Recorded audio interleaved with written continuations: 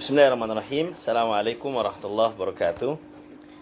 Alhamdulillah wassalatu wassalamu ala Rasulillah wa ala alihi wa sahbihi wa man walah wa la haula wa la quwata illa billah amma ba'd. Adik-adik yang dirahmati Allah Azza wa Jal, bagaimana kabarnya? Sehat semua ya, alhamdulillah. Semoga adik-adik sekalian dijaga, dilindungi oleh Allah Subhanahu wa taala dan dihindari dari berbagai macam penyakit, termasuk penyakit corona. Amin ya rabbal alamin. Pada pertemuan yang lalu, Karamat sudah sampaikan tentang materi di manakah Allah. Kalau adik-adik ditanya, maka jawabannya apa? Allah di atas. Berdasarkan firman Allah Subhanahu wa taala, Ar-Rahmanu 'alal 'arsy istawa. Allah bersemayam di atas arsy. Pada kesempatan sore hari ini, Karamat ingin menjelaskan tentang beberapa dalil yang menunjukkan atau membuktikan adanya Allah Subhanahu wa taala. Tentunya kita sebagai orang yang beriman harus mengimani akan adanya Allah Subhanahu wa taala. Nah, dalil-dalil apa saja atau keterangan apa saja yang menjelaskan bahwa Allah itu ada? Yang pertama adalah fitrah.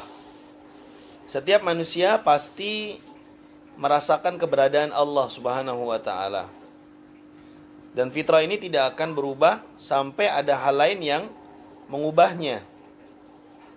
Hal ini dijelaskan oleh Rasulullah sallallahu alaihi wasallam melalui sabdanya, kullu mauludin yuladu 'alal fitrah. Bahwa setiap bayi yang lahir itu dilahirkan dalam keadaan fitrah. Dalam keadaan fitrah apa maksudnya?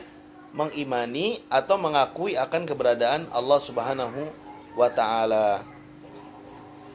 Yang mengubahnya siapa? Mengubah fitrah itu, yang mengubahnya bisa orang tuanya. Maka Nabi sallallahu alaihi wasallam melanjutkan, fa abawahu yuhawidanihi aw yunassiranihi aw yumajjisanihi. Maka kedua orang tuanya lah yang menjadikannya sebagai orang Yahudi, Nasrani atau orang Majusi waliyadzubillah. Maka alhamdulillah kita bersyukur kepada Allah ya, terlahir dari orang tua yang muslim, orang tua yang beriman akan keberadaan Allah Subhanahu wa taala. Kemudian yang kedua, adik-adik yang dirahmati Allah Subhanahu wa taala, adalah akal. Dalil akal. Ya, akal manusia pasti mengetahui bahwa alam semesta ini ada yang menciptakan. Ya enggak? Alam semesta ini ada yang menciptakan langit dan bumi. Ya. Dan juga ada yang mengatur. Yang besar ini tidak mungkin atau mustahil tidak ada yang menciptakan atau tidak ada yang mengatur. Kalau ditanya siapa yang menciptakan, siapa yang mengatur, maka jawabannya adalah Allah Subhanahu wa ta'ala. Dahulu adik-adik sekalian, ada seorang awam dari kalangan muslimin pernah mengatakan kotoran unta, ya tahu unta kan ya, hewan yang lehernya panjang itu, ya tinggal di Jazirah Arab. Ya, kotoran unta pasti menunjukkan akan adanya onta. Ya enggak? Enggak mungkin ada kotoran onta tapi ontanya enggak ada.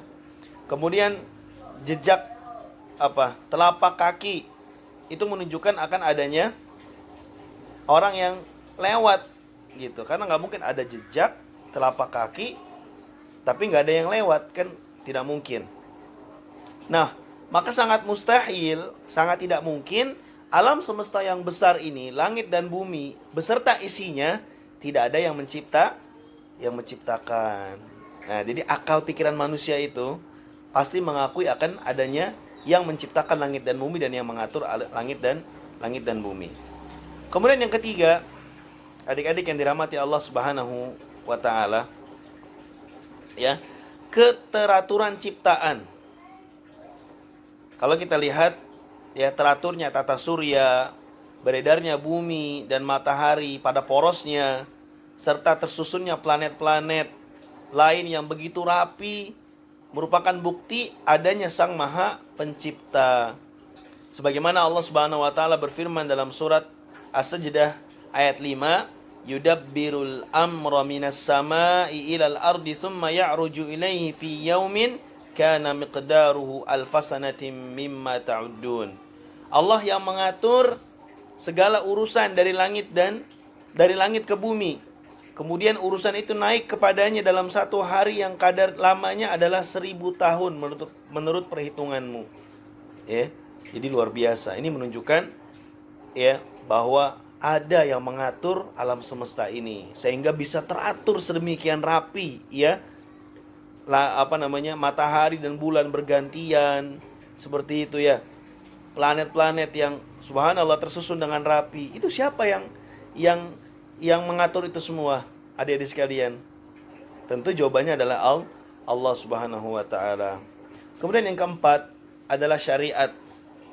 Kitab-kitab diturunkan oleh Allah kepada para nabi, ya, termasuk nabi kita Nabi Muhammad SAW. Allah menurunkan Al-Qur'an, dan kemudian nabi-nabi tersebut menceritakan atau membicarakan tentang keberadaan Allah Subhanahu wa taala. Ya, ini jelas sekali, sangat jelas sekali. Dan yang terakhir, yang kelima adalah al-his, perasaan. Kita merasakan keberadaan Allah, terkabulnya doa. Kita berdoa, pasti ada doa yang dikabulkan oleh Allah Subhanahu wa taala. Jadi ini dia 5 keterangan yang menunjukkan akan adanya Allah Subhanahu wa taala. Baik, demikian pembahasan singkat pada kesempatan sore hari ini. Mudah-mudahan bermanfaat. Kurang lebihnya mohon maaf. Semoga Allah Subhanahu wa taala sekali lagi jaga kita, lindungi kita dari berbagai macam penyakit termasuk wabah corona. Adik-adik tetap di rumah saja, tidak kemana-mana, kecuali ada keperluan yang darurat atau mendesak. Mudah-mudahan bermanfaat. Kita akhiri dengan doa kafaratul majlis. Subhanakallahumma wa bihamdika asyhadu an la ilaha illa anta astaghfiruka wa atubu ilaik. Assalamualaikum warahmatullahi wabarakatuh.